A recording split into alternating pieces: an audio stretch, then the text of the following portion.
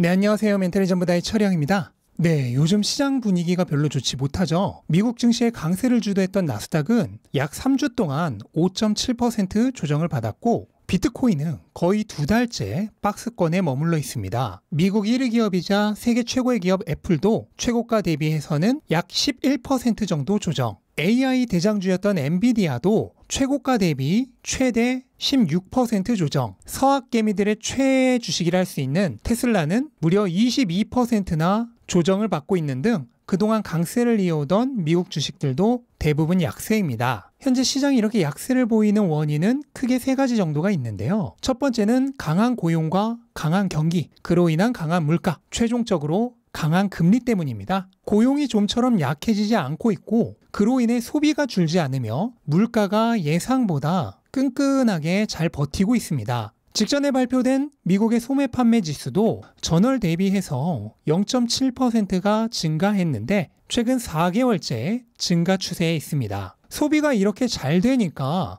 물가가 내리기 어려울 것이고 강한 물가는 곧 강한 금리로 이어지게 되겠죠. 최근 닐 카시카리 미니애폴리스 연은 총재가 아직 인플레이션이 높은 수준에 머물러 있고 그로 인해 금리 인상이 종료되었다고 생각해서는 안 된다는 발언을 했습니다. 그런데 사실 이 발언은 이미 시장이 느끼고 있는 사실이기도 합니다. 강한 경기와 강한 물가가 지속된다면 금리는 더 오를 수밖에 없을 것입니다. 그리고 두 번째는 미국과 은행들의 신용등급이 강등되는 불안한 거시경제 상황입니다. 얼마 전 피치사가 미국의 신용등급을 AA+로 강등한 데 이어서 무디스가 미국 지역은행들의 신용등급을 무더기로 강등시켰습니다. 거기에 이번에는 피치사가 미국 은행의 영업환경등급을 AA-에서 A+로 강등시킬 가능성이 있다는 경고를 했습니다. 우리가 흔히 O2라고 부르는 영업환경이란 것은 어느 특정 은행을 대상으로 한 신용등급을 매기는 것이 아니라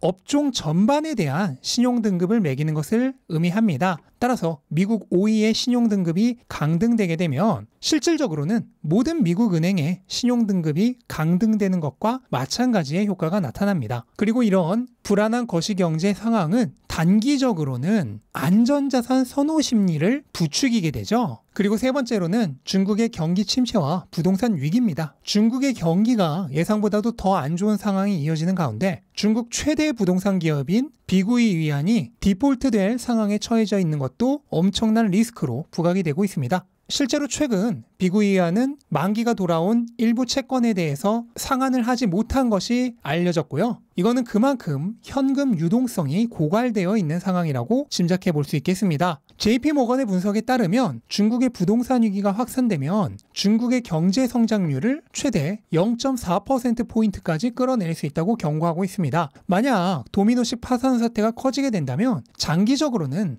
더 큰 문제를 가져올 가능성이 크겠죠. 이처럼 글로벌 경제 위기가 지속되자 최고 안전자산인 달러의 가치가 계속해서 상승하면서 이게 자산 시장을 짓누르고 있는 것입니다. 당연한 얘기겠지만 이런 상황에서는 안전자산의 대명사인 금도 예외 없이 하락하게 됩니다. 많은 사람들이 위기가 오면 금이 오른다라고만 알고 있는데 이것은 약간의 오해가 있습니다. 제가 돈의 규칙에서도 여러 번 설명드렸지만 모든 자산의 가치는 숫자가 아니라 구매력, 그러니까 곧 힘, 에너지를 의미합니다. 화폐의 구매력이 오르게 되면 그 화폐로 표시되는 자산의 가격은 내립니다. 위기 상황에서 금이 오르는 것은 그 위기를 잠재우기 위해 중앙은행이 기준금리를 빠르게 내리게 되고 이로 인해 화폐 가치가 하락하면서 발생하는 현상입니다. 단순히 위기가 왔다고 해서 금값이 오르는 게 아니란 얘기입니다. 그런데 지금 미국은 물가가 너무 강해서 금리를 빠르게 내리기는 쉽지 않은 환경이죠. 그리고 당장은 안전자산 선호 심리로 인해서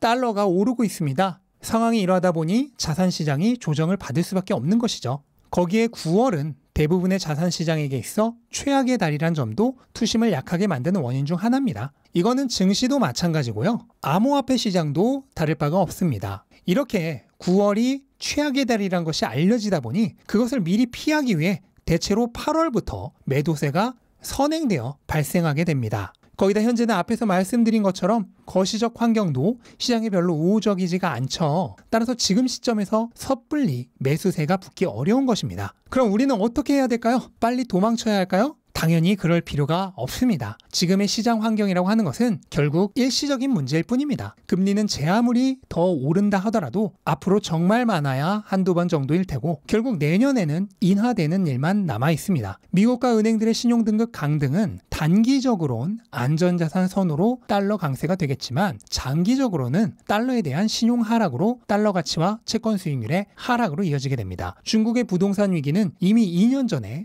헝다 사태를 통해 보아왔듯 폐쇄적인 중국 경제 특성상 중국 국내에 한정적인 영향을 일으키고 끝날 것입니다. 물론 중국 경제가 감기에 걸리면 전 세계에 미치는 전염력도 상당하겠지만 감기란 원래 한철 지나고 나면 사라지는 잠시 동안의 열병에 불과하죠. 시장은 지난 1년 동안 이어져 왔던 하락장을 끝을 내고 이미 상승장으로 방향을 틀었습니다. 다시 짧게는 수년에서 길게는 십수년간 이어질 대세 상승장이 이제 막 시작된 것입니다. 아직은 초입 부근이기 때문에 그 기반이 튼실하지 못합니다. 하지만 그렇기에 기회가 남아있는 것이죠. 과거에 기회가 주어졌을 때도 얼마나 많은 사람들이 그 기회를 놓쳤을까요? 역사는 반복됩니다. 지금의 기회도 다 지나고 나면 수많은 사람들이 왜 그때 못 샀을까 한탄하는 시기가 될 것입니다. 그러면서 이렇게 말하겠죠. 싸지면 사야지. 하지만 지금 정작 쌀 때는 사지를 않습니다. 아직 기회가 많은 지금을 오히려 즐기시기 바랍니다. 이 기회가 더 많이 주어질수록 우리는 더 많은 시간, 더 많은 월급을 자산으로 전환할 수 있을 것입니다.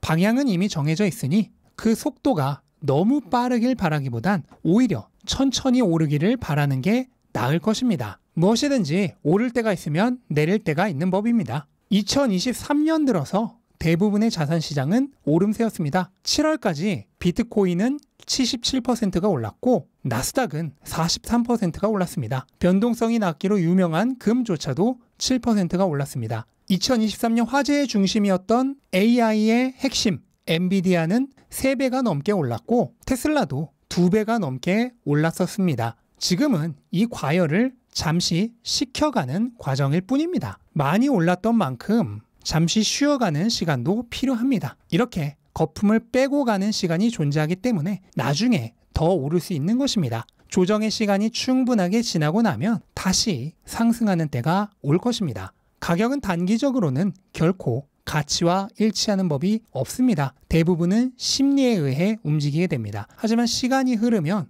결국은 원래 가야 할 길로 가게 되어 있습니다. 그렇게 믿고 기다리고 있으면 우리가 가지고 있는 보물 같은 자산들이 결국 제 가치를 실현하는 날이 올 것입니다. 이것은 이미 역사로 증명된 결코 바뀌지 않는 진실입니다. 미래는 정해져 있기에 우리는 단지 인내심을 가지고 그날을 기다리기만 하면 됩니다. 그리고 그날은 생각보다 더 가까이에 있을지도 모릅니다. 지금의 잠깐의 인내가 우리들의 삶을 크게 바꿔줄 것입니다.